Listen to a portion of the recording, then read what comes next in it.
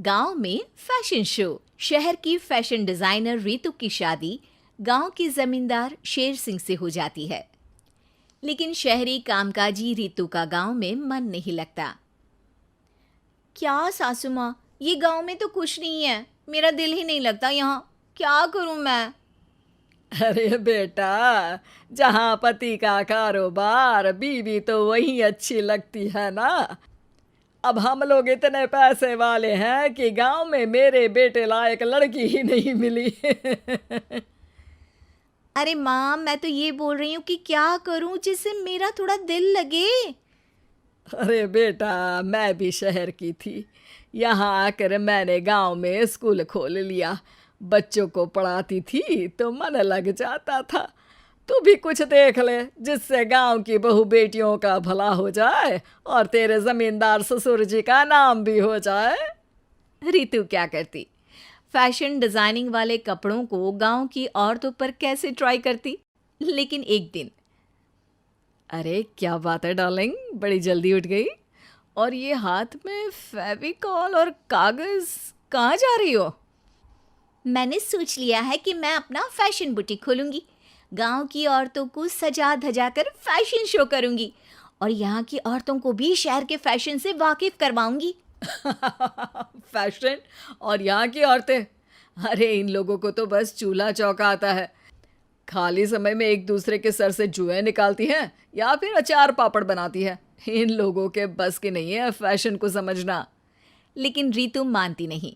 वो पूरे गांव में पोस्टर चिपका देती है कि किसी को भी नए डिजाइन के कपड़े पहनने का शौक है तो जल्दी जमींदार की बहू से मिले।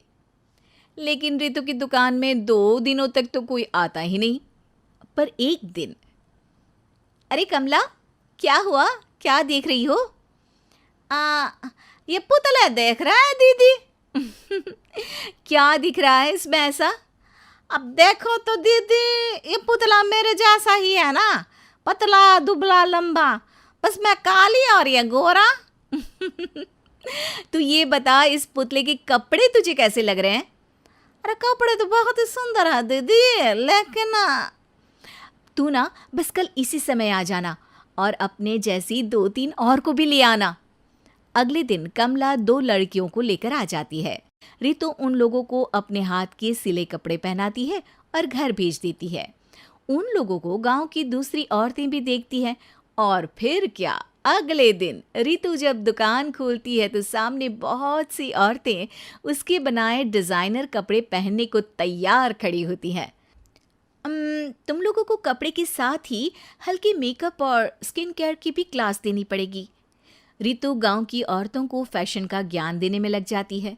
एक दिन रितु का पति कहता है, अरे रितु, तुम्हारी फोटो पेपर में आई है। क्यों भाई, ऐसा क्या कर दिया मैंने, क्या लिखा है? अरे लिखा है गांव में होगा अब फैशन वीक। अरे हाँ, कल ना कोई फ़ोन आया था मीडिया वालों का, तो मैंने भी बोल दिया कि फैशन शो तो अब गांव में होगा। लग रहा है उसी की खबर बना दी है। तभी रितु को एक फ़ोन आता है। हेलो, कौन बोल रहा है? जी मैं काम्या बात कर रही हूँ, लुक में फैशन वीक से। हम लोगों ने आपका काम देखा। हम शहर वर्सेस गांव का फैशन थीम में एक फैशन शो आपके गांव में करना चाहते हैं। अरे वाह, ये तो बहुत ही अच्छी बात है। मैं अपनी मॉडल्स के साथ शो में हिस्सा ज़रूर लूँगी। बस अब क्या था, वो दिन भी आ जाता है जब रितु की गांव की गोरी शहर की छोरी के साथ स्टेज शो में हिस्सा लेती हैं। शो के बाद, अरे आपकी वो जो कलेक्शन है ना, मैं उसकी पूरी सीरीज खरीदना चाहती हूँ। सच में आपने वो कपड़े डिजाइन करे जो आज के लोग आसानी से घर और बाजार में पहन सकते हैं। और बजट में भी है। हम भारतीयों के लिए तो ये डिज़ाइन बेस्ट है जी। वैसे आपने क्या सोचकर ये कपड़े बनाए और आप इसे कितना आगे और लेकर जाना चाहती हैं?